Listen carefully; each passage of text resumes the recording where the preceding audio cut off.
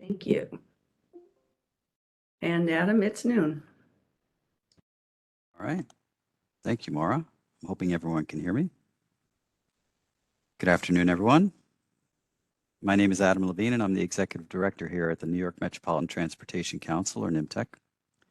As the region's metropolitan planning organization, NYMTC provides a collaborative planning forum to address transportation-related issues and develop regional plans through its members' shared vision for the transportation network that connects New York City, Long Island, and the lower Hudson Valley. Thank you to everyone for participating in today's Brown Bag webinar. For those of you who are interested in earning AICP credits, this presentation is eligible for one certification maintenance credit from the American Planning Association. You will find more information about this in the chat. It was also on the first slide, I believe, the opening slide that you're looking at. Thank you to everyone for participating in today's Brown Bag webinar. Oops, I just read that. I'm sorry. Today, we are really excited to have a presentation from the Metropolitan Transportation Authority, or MTA, on its NYMTC-funded effort to improve customer access to and from suburban rail stations. The types of improvements to customer access at both MTA Metro-North Railroad and MTA Long Island Railroad stations would be walking, biking, shared rides, connecting transit modes, and personal electric-powered bikes or scooters. This is part of MTA's first mile, last mile station access mobility study and toolkit development, which is what we're going to hear about today. Our speakers from the MTA today are, and I'm going to apologize because I only realized now that I didn't confirm pronunciations of your names, so I do apologize to you. Robin Hollander, AICP Director of Station Area Planning, Emily Provancha, Station Area Planning, and Kayla Myros, First Mile, Last Mile Planner. I hope I wasn't too far off there, but please correct me. There will be an opportunity for questions following the presentation. Please type your questions into the WebEx chat box, and we will address them during the question and answer portion towards the end. Now, I will turn it over to Robin Hollander. Robin? Thanks very much, Adam, and good afternoon. Thank you to NYMTC and its members for funding the MTA's efforts to prepare a first mile, last mile study, toolkit, and pilot program for station access alternatives to driving and parking for MTA's suburban commuter rail stations in the 7 counties served by Metro-North and Long Island Railroad using 2021 to 2022 UPWP funding. And thank you for hosting us today. We're really excited and honored to be here today to share our work with the rest of the region. I'm Robin Hollander. I'm the Director of Station Area Planning at the MTA, and I'd like to take this opportunity to set the table for today's brown bag. Convenient, seamless, and flexible access to our suburban stations is a key to achieving sustainable ridership growth. Traditionally, the short distance that people must travel to their original destination, like a commuter rail station, known as first mile, and then from the final stop on their commuter, maybe I'll stop because we'll have the slides catch up with us. Sorry.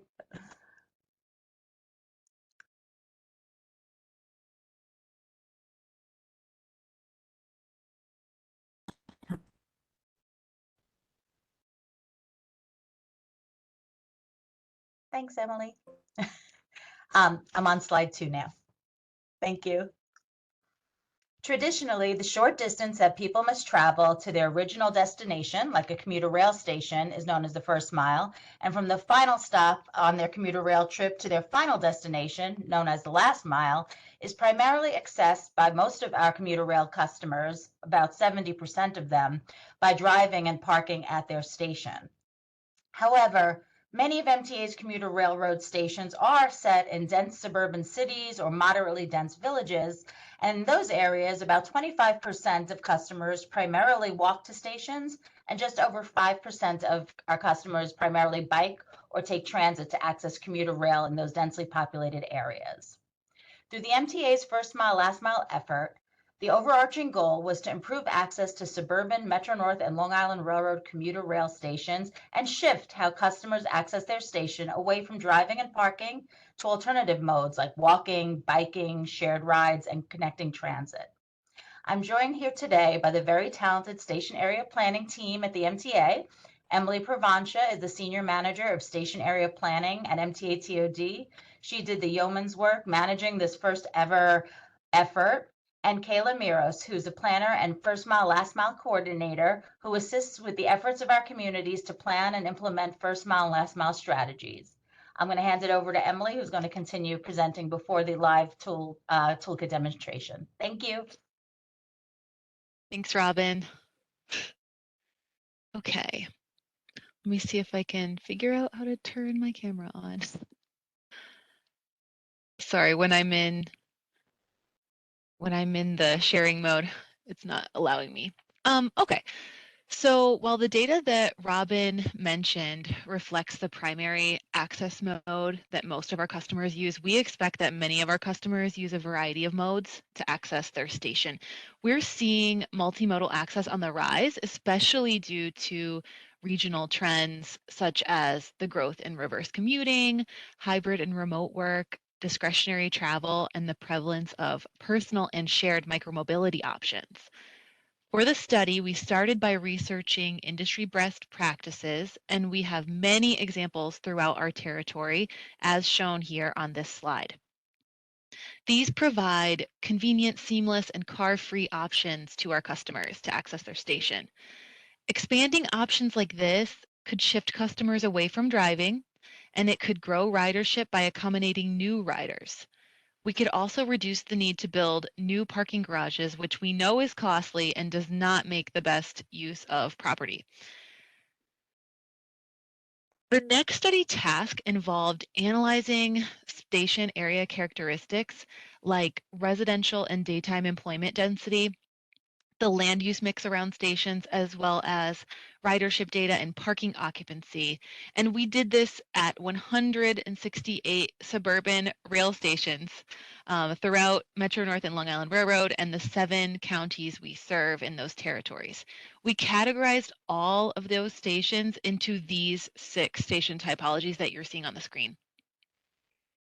Next, we examined gaps or barriers in access to and from each of those stations, specifically for those who walk, bike, share rides, or take connecting transit to access their station. The goal of the gaps analysis was to identify station area factors that influence the success of first mile, last mile initiatives or strategies, and to recommend specific strategies to fill those gaps. And then with our best practices research, we also did a cost benefit analysis of those first mile, last mile strategies. Of course, this work was done in partnership with all of our local counties within our service territories, and they connected us to interested stakeholders. Since most of the investments and the policy outcomes of this effort will need to be undertaken locally, as the MTA does not own much of the land surrounding our stations. So our role is to facilitate the discussion and give our stakeholders the knowledge and the tools so that they can take action themselves. In support of this, the MTA board passed a first mile, last mile policy last July that allows the MTA TOD and MTA Real Estate to enter into licenses with suburban counties, municipalities, nonprofits, or private entities to implement first mile, last mile strategies or pilot programs on MTA property. Finally, the talented team from VHB who worked with us on this study, they created our web-based interactive toolkit, which I'm showing the landing page right now on the screen. All of the deliverables from the study were embedded into this toolkit, and Kayla will be demonstrating several of the features next. If you haven't already requested access to the toolkit, I encourage you to do so. And Kayla will be providing the link today for everyone here so you can create an account. And now I'll pass it over to Kayla. Thank you all for joining us today. All right. Thank you, Emily. I'm going to share my screen. One moment. All right. So thank you all for joining. As introduced, I'm Kayla Miros. I'm the planner and first mile, last mile coordinator with MTA, and I'm very excited to show you the first mile, last mile toolkit. So the toolkit is a resource for stakeholders in Metro North and Long Island Railroad territory. And today I will be providing a demonstration for how you and stakeholders like you can create their very own first mile, last mile pilot program in a station area of their interest. Now let's walk through how to access the toolkit as a first-time user and learn how we can use the tool to extend access to MTA's suburban commuter rail stations. So this is what you will see. This is the landing page. I'm going to show the create an account. For first-time users, it is easy to make an account. When you select create an account, you will be prompted with this screen.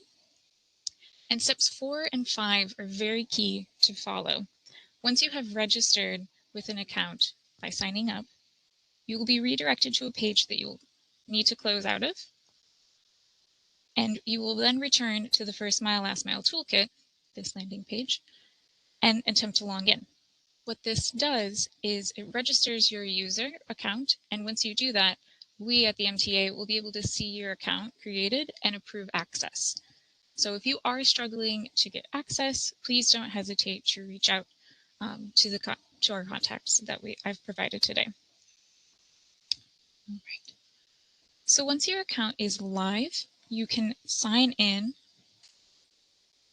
here and you will arrive to this. So I'm going to input my credentials.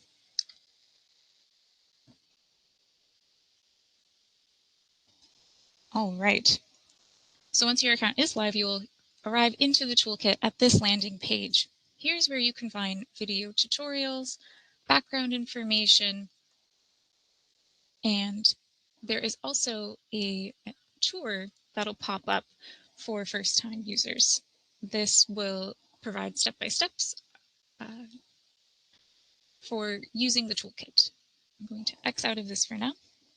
And for returning users, this is where you'll be able to navigate to your previously created assessments and projects. But more on that later. First, I want to show you the educational resources we have available. Let me just zoom in a little. This is really helpful. So the educational resources and materials are very helpful for communities that may be new to first mile, last mile planning or have limited capacity for such planning. We have a glossary that defines all of the terms we use in the toolkit. We also have memos, technical memos about how the toolkit was made, case studies, and other resources on the different modes that are available for viewing or for download. Additionally, as I mentioned, we do have video tutorials of how to use the toolkit at each different step for creating a pilot program. These are really great after today if you would like a refresher and may also go into more detail than what I can cover in this live demonstration. So please do check those out. We have an FAQ page. But finally, the goal of the toolkit was to make this as user-friendly as possible. But if you still have questions, we are one click away. And this help tab here, you can send us an email at tod@mtacd.org. All right. So with that, I would now like us to walk through the process of creating a service area assessment. So I'm going to go to this tab here. So here's where you will be able to see existing service area assessments, but I'm going to create a new service area assessment here. To start, we will need to select a station to do first and last mile improvements around. For our tutorial today, we are going to use Scarsdale, and you can search for it here. You can also navigate to it on this interactive map below. I'm just going to type it in, and then you can select the station. It'll automatically populate on the map as well. So now let's go ahead and select Create New Service Area Assessment. And you will be prompted to create a name. All right. I'm just going to include today's date as well.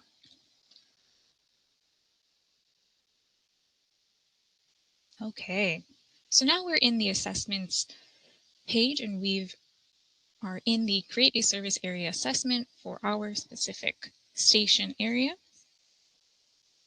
You will see that we have this map, we have station area information, we also have this station area assessment worksheet.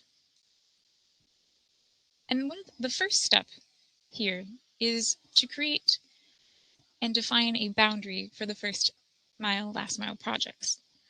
And to help a user assess how to draw a boundary or what boundary could be useful, we have a variety of layers with data relevant to making that decision.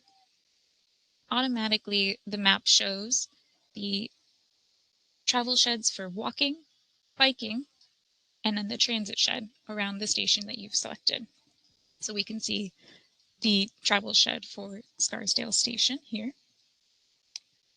But users have the ability to toggle this on and off. I'm going to turn that off. We can also change the base map if you're like me and you prefer a more aerial view. There are a variety of options here for setting up your drawing your service area boundary. Also in here, in the layers file, are additional data to help guide you in your boundary drawing process, combining local knowledge with these data layers, like connecting services, travel sheds, census data, and land use. Users can create a unique service area assessment boundary. So now I want to minimize this, and I'm going to show you how to draw your boundary. It's very simple. You can navigate in and out of the map and begin by clicking where you may want it to start. So I am going to draw just by double clicking around the map. Let's see. We'll go up Crane Street over to Route 22. Going to go down to this school here. I'll go down to Brook Street as well. So I am just clicking and holding down as I navigate through the map. And if you end up not liking your boundary or you want to modify it, you can do this up until you advance and create a project. I'm going to finish. And you finish just by double clicking wherever on the map. So yes, if you do not like your boundary, you can reset the drawing here. Or if you are satisfied, you can proceed to the next step. So once the boundary is established, the service area assessment worksheet will auto-populate with metrics based off of the boundary that you drew. So here we can see station characteristics.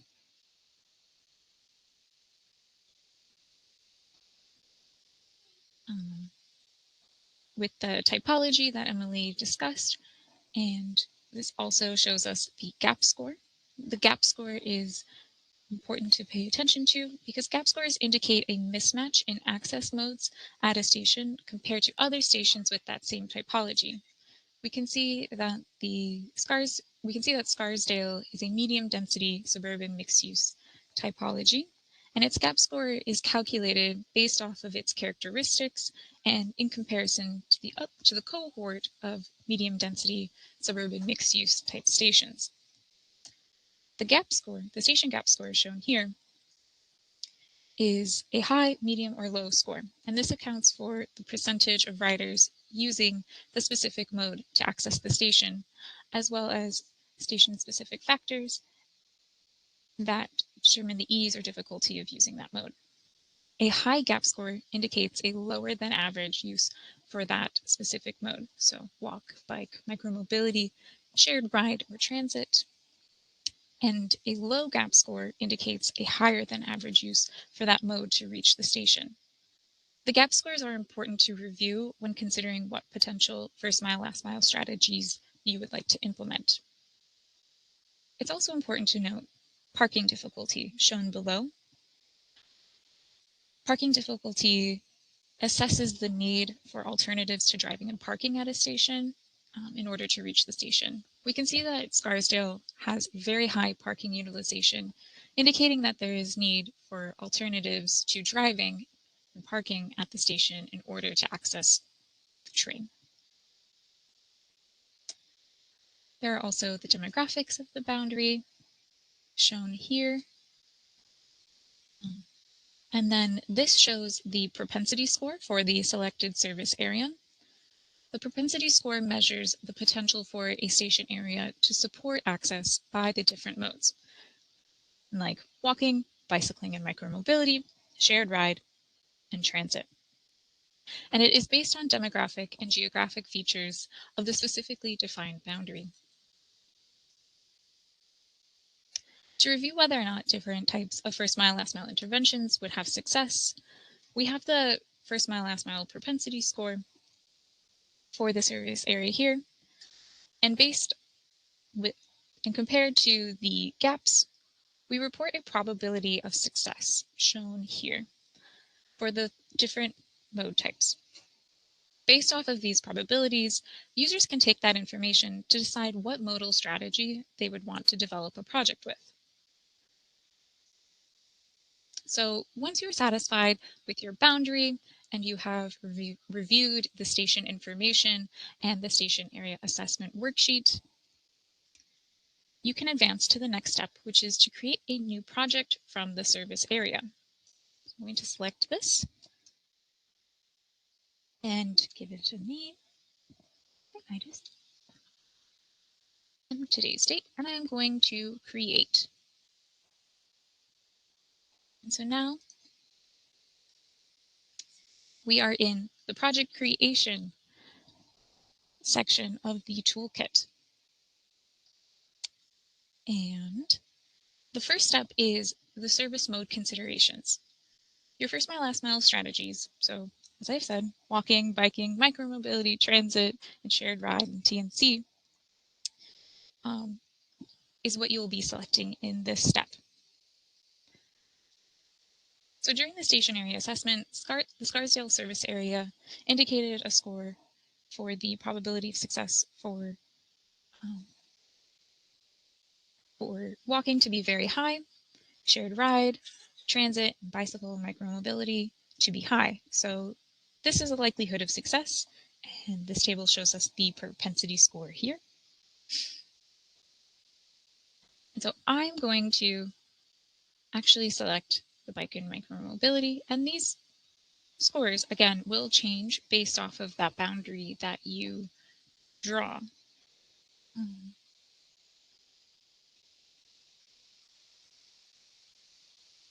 So it is important to note that you can select all, you can select multiple, or just one. It is all dependent on the pilot program that you would like to design.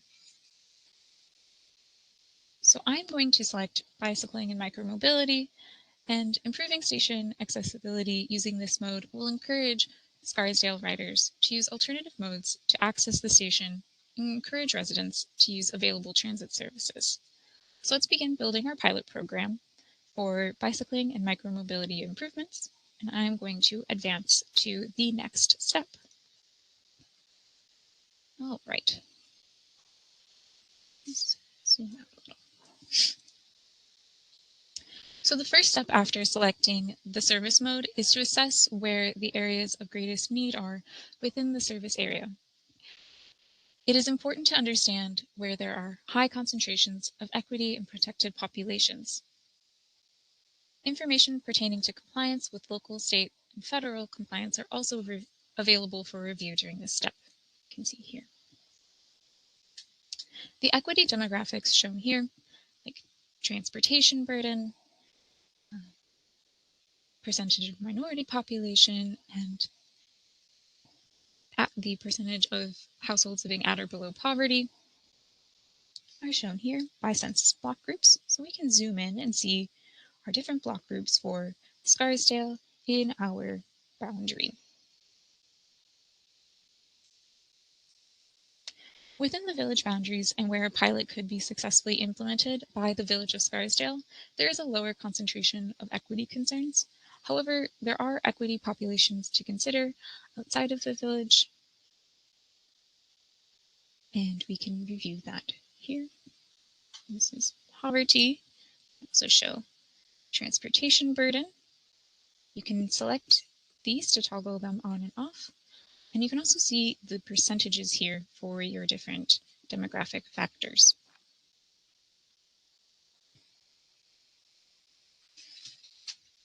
And so this information will assist planners in designing an equitable pilot program. And so once you have reviewed the various equity concerns and have reviewed the compliance listed here, you can advance to the next project step. The next step will be the service and infrastructure development. This is where you will design features to include in your pilot program. For Scarsdale, we are going to explore creating an interconnected bicycle network by providing enhanced bicycle connections throughout the downtown to the Scarsdale station. So we can see this map here, and we have this editor pane as well with different features available to us.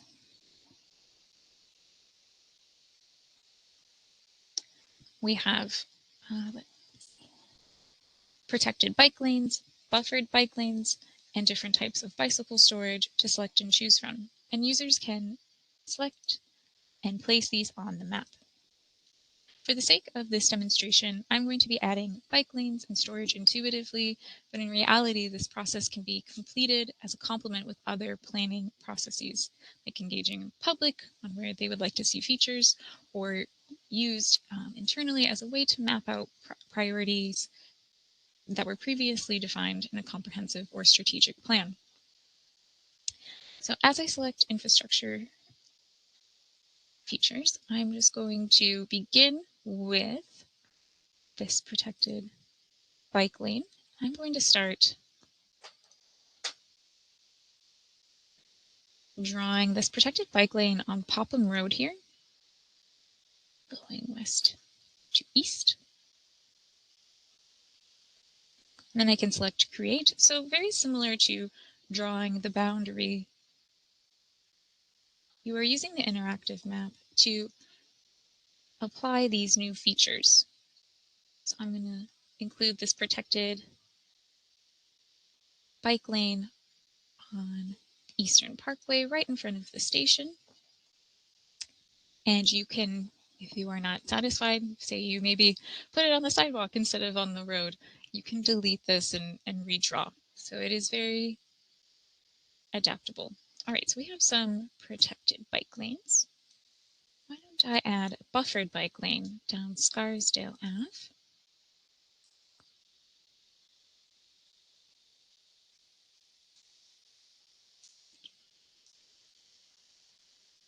And you just double click when you are satisfied. And let's see. I also want to add a buffered bike lane down to this school since we are considering first and last mile interventions. All right, so we have some bike lanes. And now I'm going to add, let's say, this secure bike parking cage. And I'm going to put one in at the station. And I'm also going to add 2 traditional U-racks or corrals. And I'm also going to add one at the school.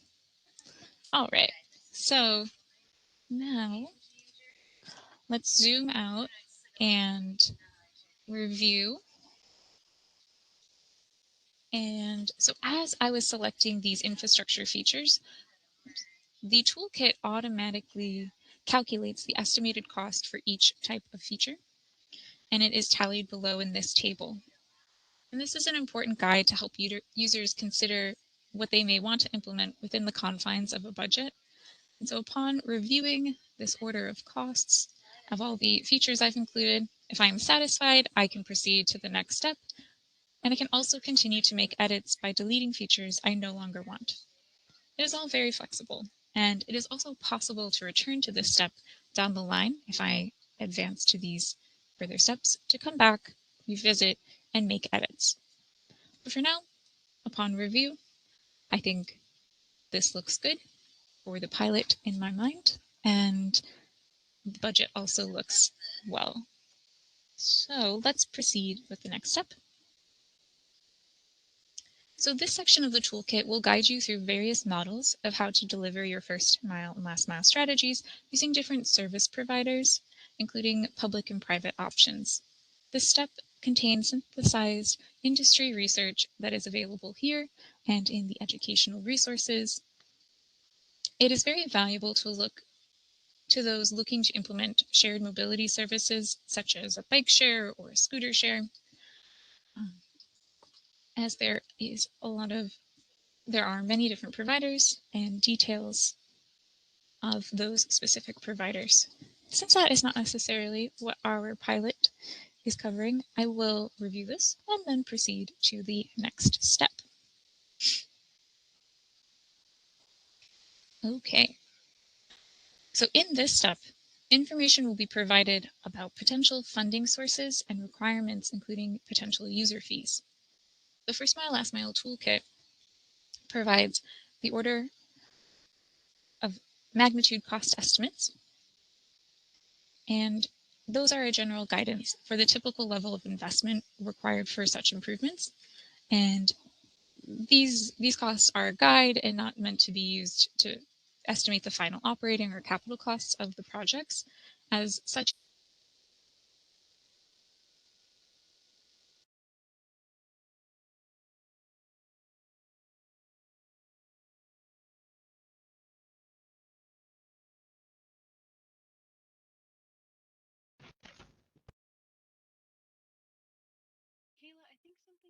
$1,000, we're going to review the different funding sources. The funding guidelines include funding opportunities available to communities by each level of government that are eligible to fund first mile, last mile projects. The table shows the funding eligibility by each mode for the different programs. So we can see walk, bike, and shared ride, the different types of programs. If your organization is not eligible for funding, it is recommended that you coordinate with the MTA or NYMTC for support. Please don't hesitate in reaching out to our team at TOD with questions as well.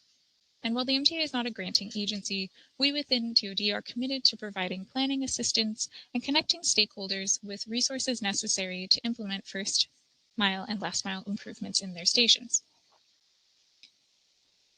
So here, once you have reviewed all of the different funding sources, including federal, state, and local, as well as non-governmental funding opportunities and user fees, you can advance to the next step.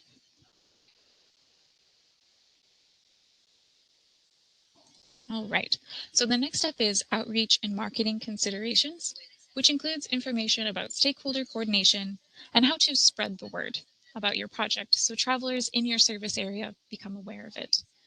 Public outreach can often be an overlooked element in implementing first mile and last mile strategies, but attaining public buy-in is essential for a successful program. This step lists different strategies that a program designer can consider when developing their pilot program. And it also details when outreach should occur over the course of the project timeline.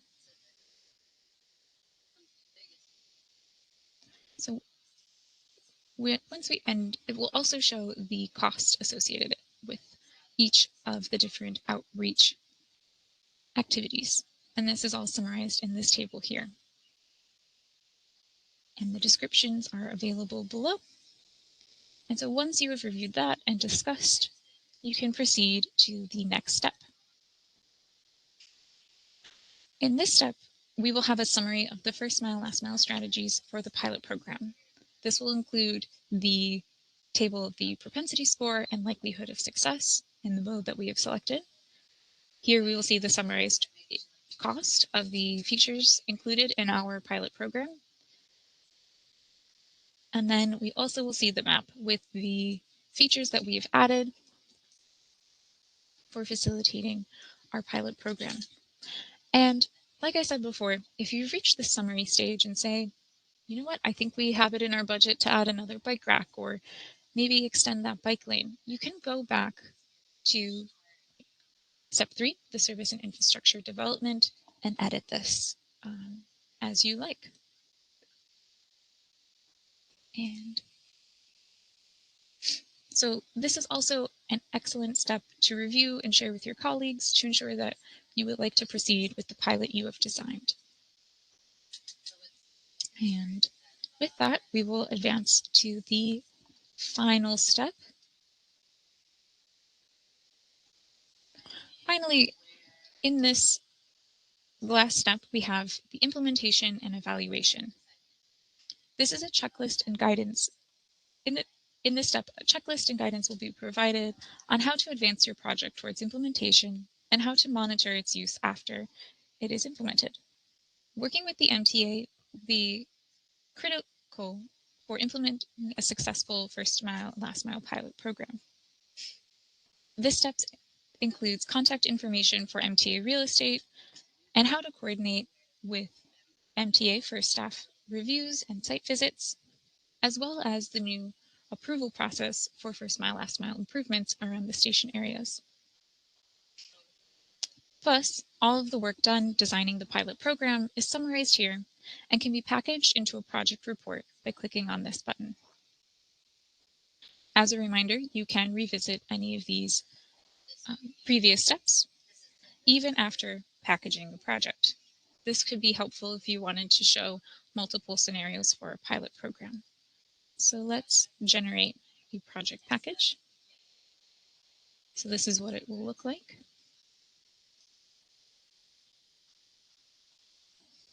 So once you have a PDF report, as it loads, it can be shared or distributed. And first mile, last mile pilot communities have, I believe I will have to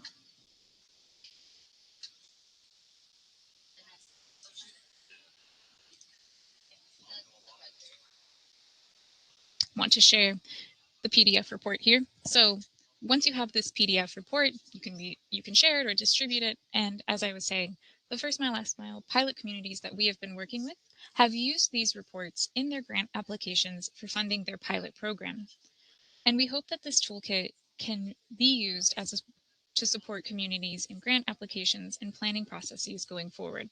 So this just summarizes all of the work that we've done, the selected service improvements, includes all of the information included in the toolkit in a PDF format. And so you can review this and share. And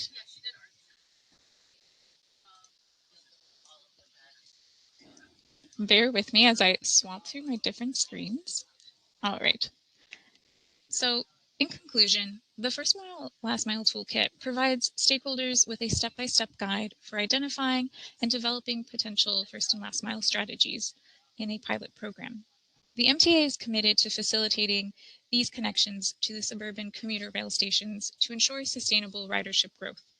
And we are encouraging more communities and stakeholders to reach out to us to help design a pilot program using the first mile and last mile toolkit. And thank you so much for attending this demonstration. This concludes our presentation, and I will hand it back to NYMTC for the Q&A portion.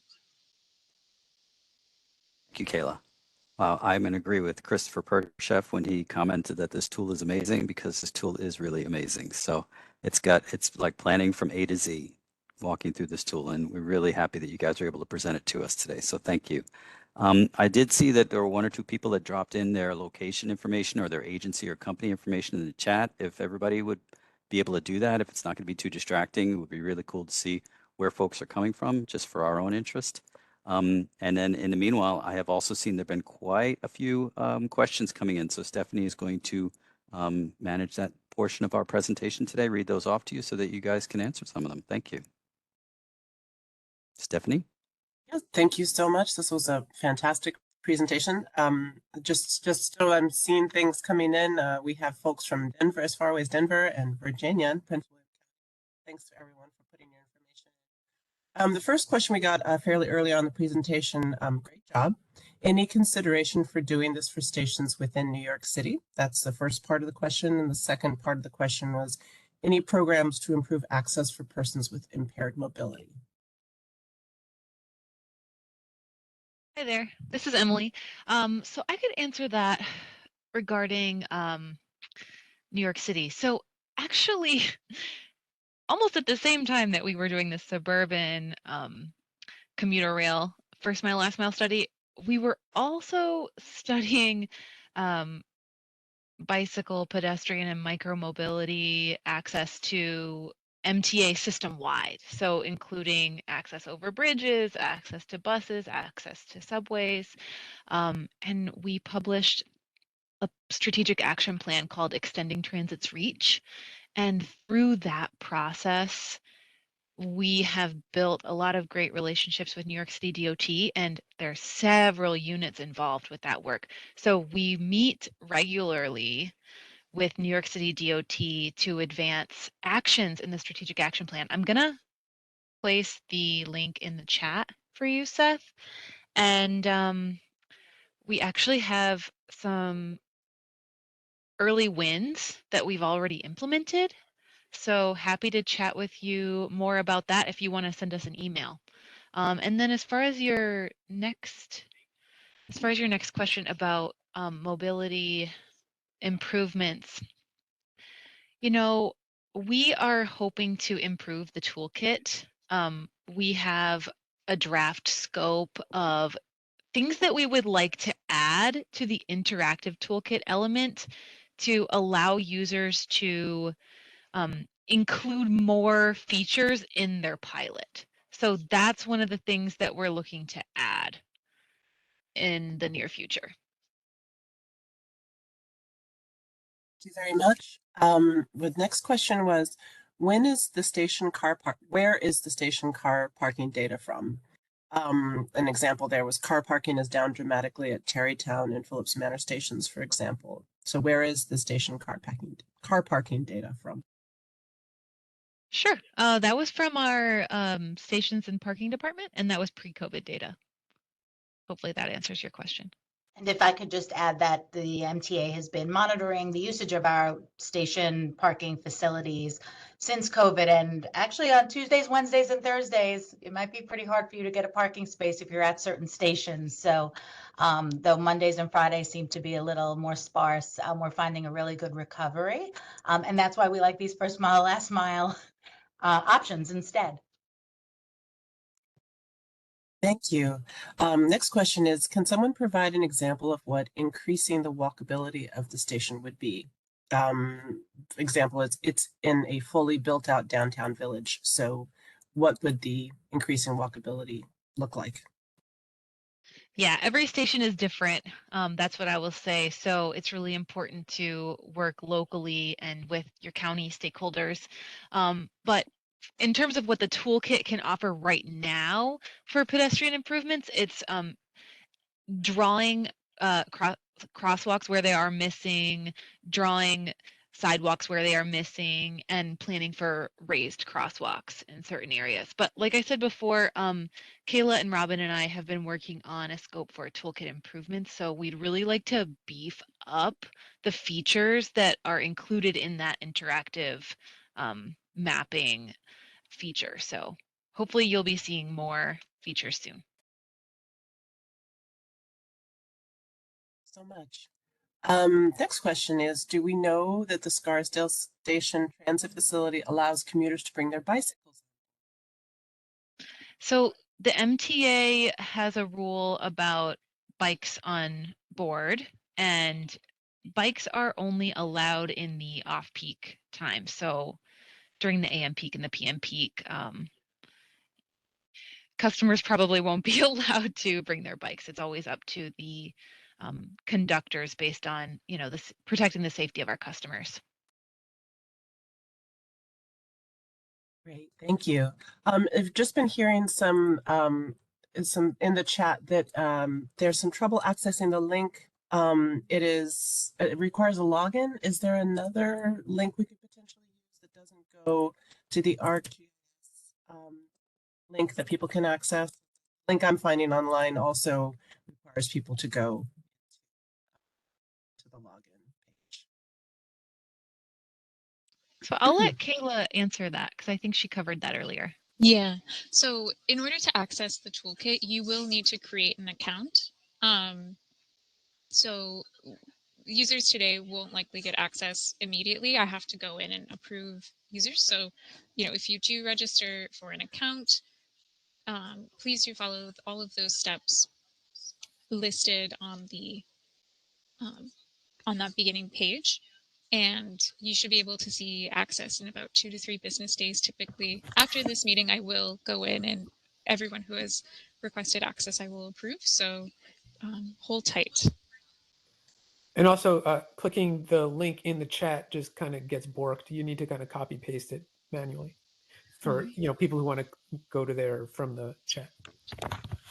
All right, thank you. Thank you. Next question is, let's see. It's just a nice, this tool is amazing. What an extraordinary planning tool. Then another question comes in. This is a timely tool helping local agencies to evaluate how to spend their limited funding.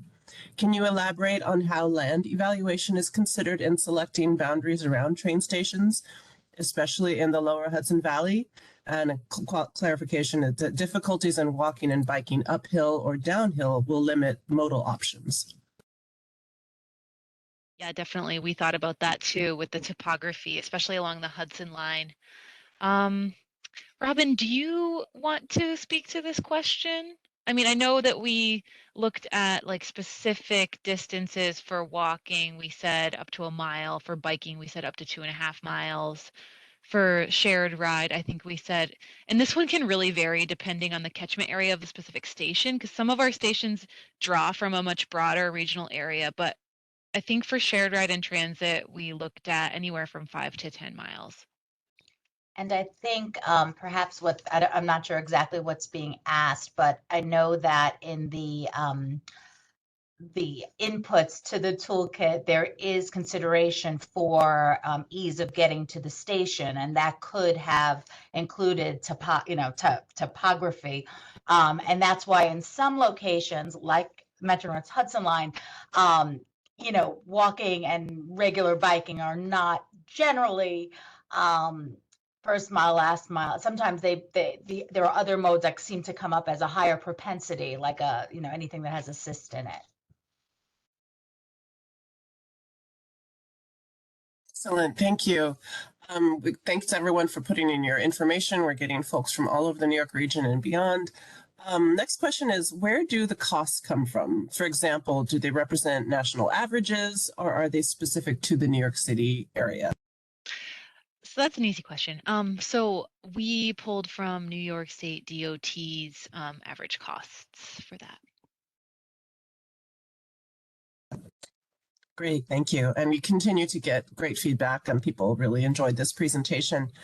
Next question is the example provided information about the first mile. It would also be nice to provide an example for last mile. I assume that's feasible within the toolkit. If you could just address. Yes, you could do either one, but remember, you can only look at suburban. So the last mile would be like for reverse commuters. Like, let's say I live in Harlem and I'm commuting to Stamford. My last mile would be from the Stamford station to, that's a bad example because we aren't including Connecticut. Let's say I live in Harlem and I'm commuting to White Plains. So really the last mile would be from the White Plains train station to, where I work or wherever my final destination would be. Excellent, thank you. The other question, I've got two more. Is it possible to create a study area based on a certain buffer distance rather than draw the study area manually? I can take that question. So right now, as it is, the toolkit, you can only create a boundary by drawing. If you wanted to do a buffer, I would just have that have that either up in GIS or with a picture and do your best to recreate that boundary. But we are exploring options of updates to the toolkit, and including uploading a shapefile as something that we've discussed. So it's good to hear feedback that might be something useful to users. Great, thank you. And I believe the last question, I'll double check, but hi, Emily, Kayla, and Robin. Can you share initial thoughts what an MTA secure bike parking pilot program could look like on property that the MTA owns? Hi, Peter. Is that question from Peter? Yes. Oh, okay. Hi, Peter. I think maybe Emily will take this one. Or Kayla. Sure. Sure. Well, Kayla and Robin and I have been doing tons of research about secure bike parking, and we've been meeting with several public transit agencies throughout the country, and we've been meeting with companies that do app-enabled access for things like secure bike cages. So what would that look like? I think that really depends on the feedback we get internally along like what parameters does the MTA want to have, not just for like security and safety, but design and customer experience. So we've been compiling a lot of information from across the railroads about those specific parameters. So we don't really know exactly what it's going to look like yet, but we know that, it's going to have a app-enabled secure access door. There's going to be bike racks inside, MTA, the railroads really want all of the materials to be as durable as possible, like we don't want something that maintenance is going to be a nightmare over time, or it's going to be flimsy, it's not going to stand up to the weather. So we're looking at all of those things, and we're going to really make sure that the parameters are strong for safety and security, and that we've kind of considered a lot of different things surrounding the design and the customer experience for that. So hopefully that begins to answer your question. Sorry, I can't be more specific on that. Yeah, no, I think it definitely does. So I appreciate that. We have two more questions just came in. Can you explain the difference between the GAP score and the modal propensity? They sounded very similar to me. Do you want me to take this, Emily? Sure. All right. So yes, they do sound similar. I will first drop this in the chat. So in our educational resources, we have technical memos really detailing the kind of jargon that we've used in the toolkit. Oh, that link unfortunately did not format. I would recommend copying and pasting that as well. So this is a memo on the gap and propensity scoring. So I will say that the gap score indicates the gap in access modes at that station. So in the demonstration today, it was the gap for Scarsdale, and that is compared to other similar stations. So that was the typology that we discussed. Scarsdale had a medium density typology, and so it's going to generate a score based off of a variety of factors that define that station.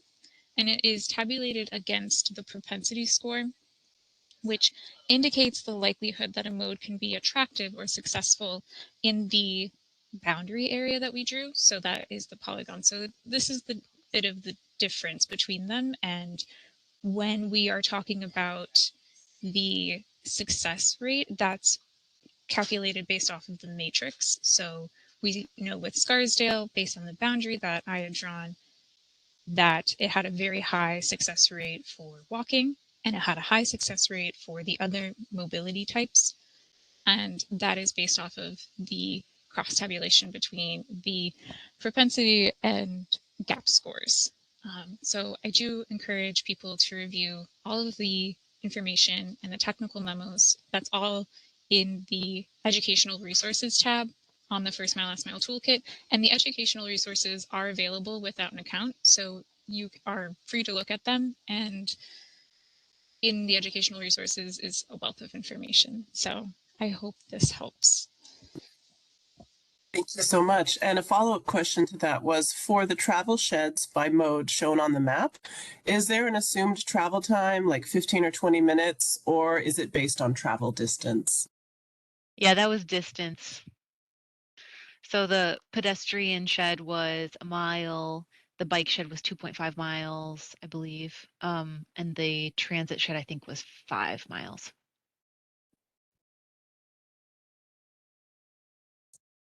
Thank you. That is all the questions that we have, aside from just feedback saying that the presentation was fantastic. Oh, wait, there's one more that just came in.